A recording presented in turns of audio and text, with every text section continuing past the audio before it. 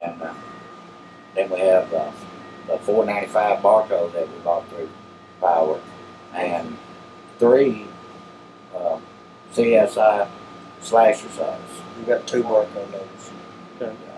What's the other Barko loader, Dana? It's a 495 Barko.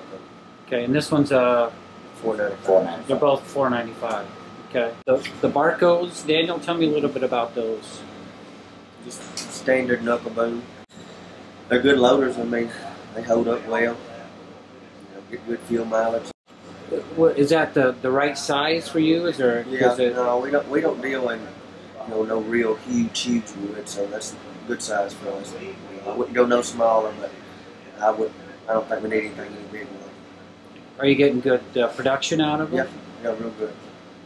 Both of them maintain and they handle well, do well, run well. We ain't had any problems out of any of them.